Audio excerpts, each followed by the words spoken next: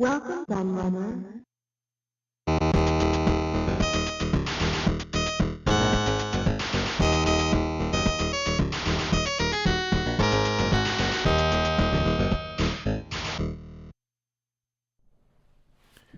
Hello everybody, Kieran aka The Laird here, and I'm back with another book review for you.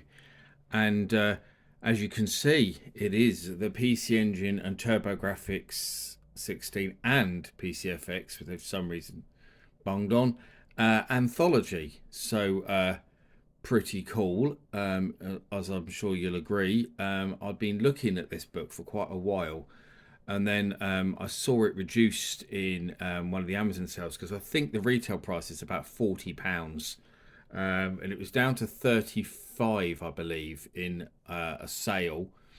And also, I had an Amazon voucher, so I ended up buying it because I think I ended up with the money taken off and stuff. I think I only paid about 20 quid for it.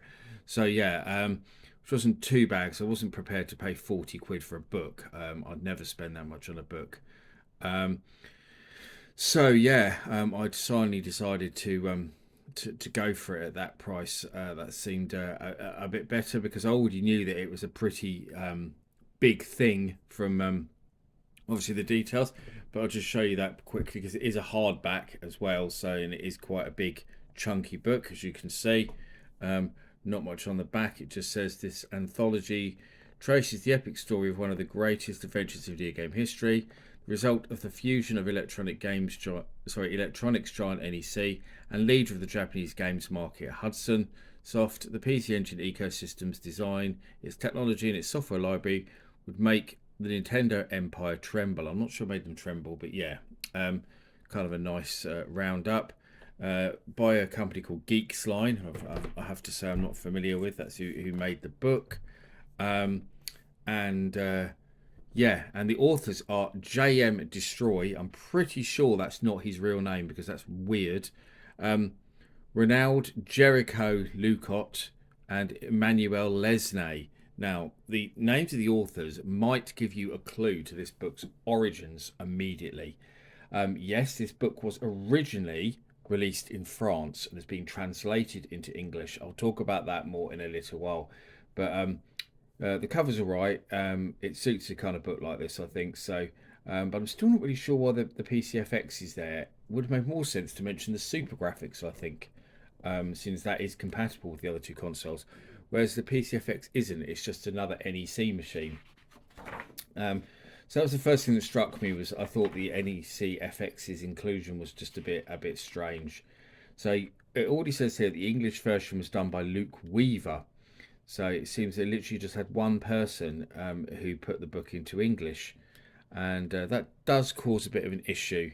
Because as soon as you start reading it from the introduction, which is kind of nice introduction, talking about how the authors came into contact with the PC Engine and it coming into France and stuff, is you notice some of the English is a bit weird.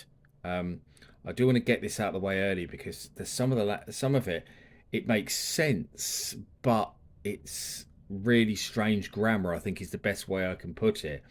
It's not there's typos in terms of stuff being spelt wrong. It's just kind of words being used wrong, or just the grammar being wrong in the way the sentences are constructed. It's the best way I could describe it. And there's lots of examples of that in the book. I mean, I've read a big chunk of it now, so I'll pick some of those out if I see them as I'm going through. I'm not going to go through the whole book though because it's huge. So here we go. You can see this from the contents. So you've got all these articles that are basically about the history of NEC and their consoles. Then a complete library, PC Engine, CD-ROM, Super CD-ROM, and Super Graphics. So they've gone from letters obviously A to Z. The PCFX library, then some non-official games and homebrews, collector's corner, and curiosities. Then they go through all the hardware, and then Gunhead Edition exclusive contents, and so some other stuff at the back, like unreleased games and stuff. So obviously this is the Gunhead Edition, which is cool. So the history of the PC Engine and PCFX. So this section is enormous, and it has so much cool imagery from like pictures of the NEC factory. It goes to all their other systems that they did. So you know the PC-88, the PC-98 are all mentioned in here. All talking about the early origins of the company. So there's lots of stuff. Their competitors in here. So yeah, so there's lots of stuff there. This whole part was really well done, especially in terms of the amount of imagery they used. So yeah, some interesting quotes there. In 1979, 120 to 150 games released in Japan were Hudson Soft games. Sounds pretty incredible, doesn't it? 1979, early year, I suppose. But yeah. So there's a weird quote here that I wanted to point out, actually, if I can find it again.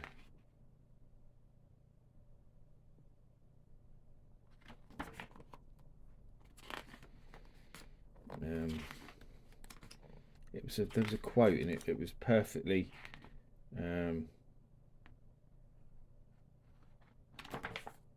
summed up what I was saying about some of the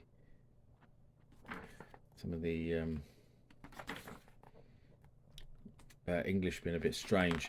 So go through all of this, and I didn't want to go through whole sections, but I just wanted to find. Yeah, so this is the one. So in 1990, the core graphics installer base was over 3.6 million units. So obviously the correct English there would be the core graphics install base. So it still kind of makes sense. You know what they mean, but it's not the correct grammar. It should just be install base, not installer base. So there's there's weird stuff like that just kind of think, and another weird thing actually I picked out while I was going through the intro part is there is a section, if I can find it. I want to skip ahead a bit because I don't want to go through the whole of this history bit because it is massive. But there is a section, I think it's actually just here, about the European TurboGrafx, as you can see there, which I have one of those. I've reviewed it on the channel. I've looked at it. So there's a section there talking about that, but it's very brief because it's only from here to the end of there, basically. So it's only a few paragraphs, and it's a little bit wrong. The history isn't completely correct. Obviously, that's a subject that's dear to my heart. I've written about it for Retro Gamer magazine.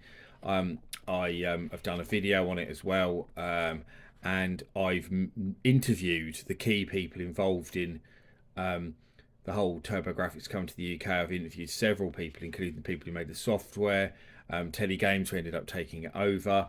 I interviewed someone from NEC America. So I've interviewed quite a few of the people involved in that, and they get some stuff wrong here.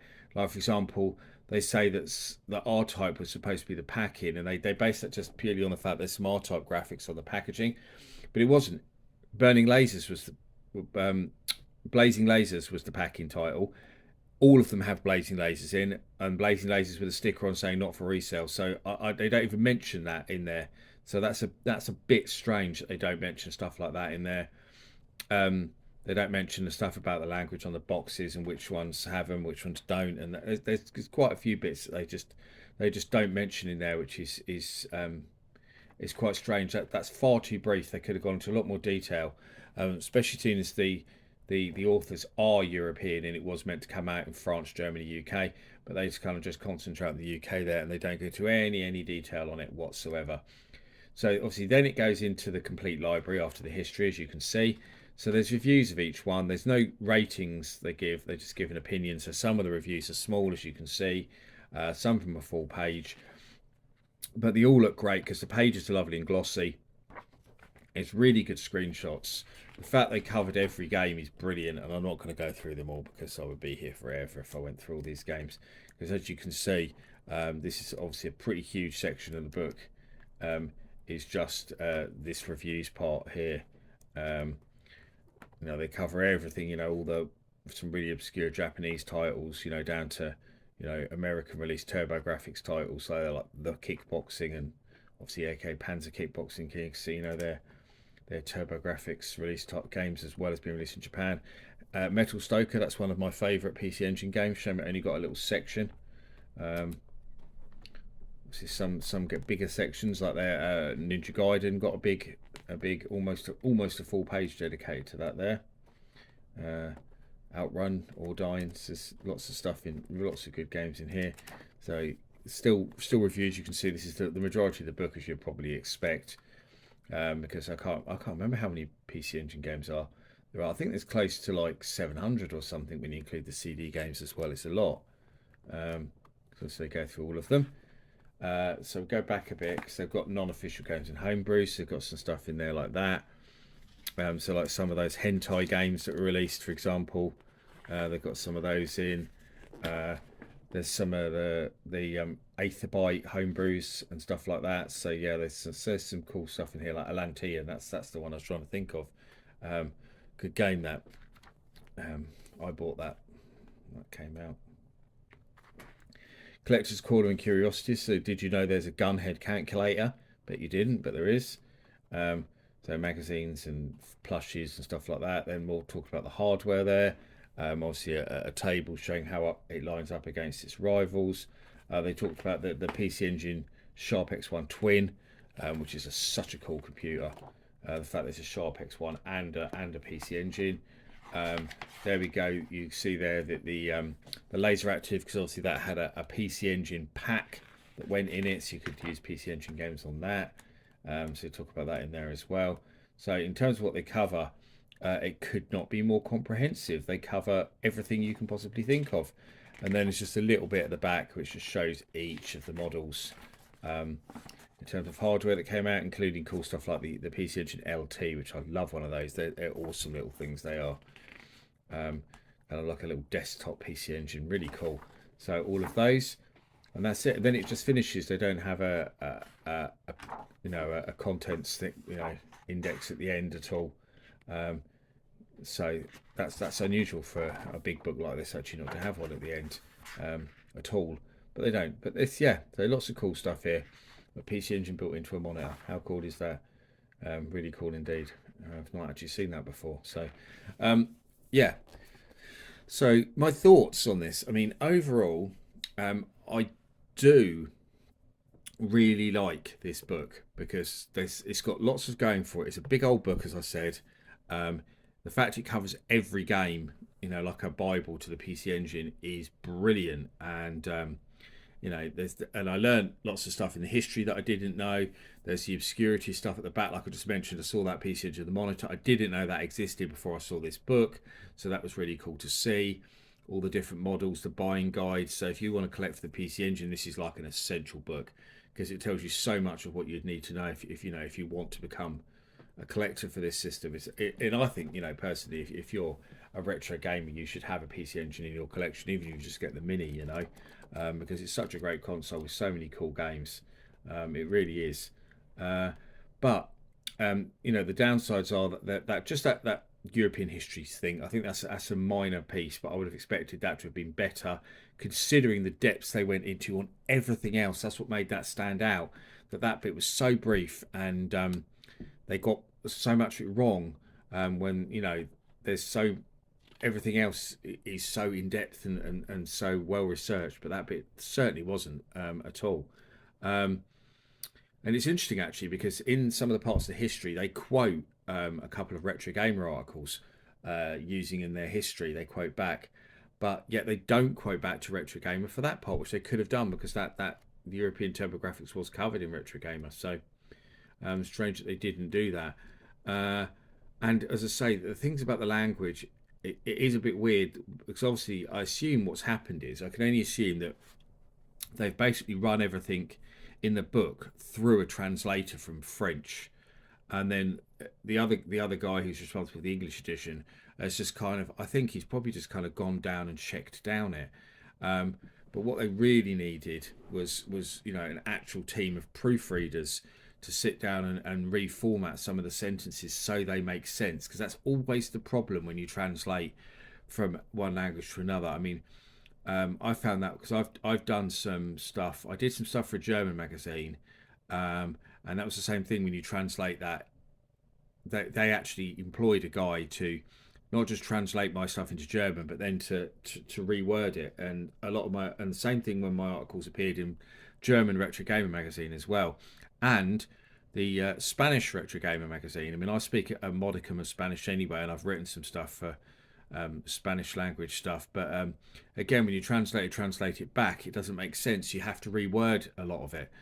so it makes sense in that language because of the way, you know, especially those Latin derived languages have a different sentence structure to English. So that was the problem, I think, is they needed to pay more attention to the way stuff was worded. But I don't want that to put off from the book too much because it is a really good book. If you own a PC Engine or TurboGrafx and you collect for them, I'd say this book is an essential purchase. But as always, I've been the Laird. I thank you for watching once again. And I'm sure I'll be back with another book review very soon. Bye bye.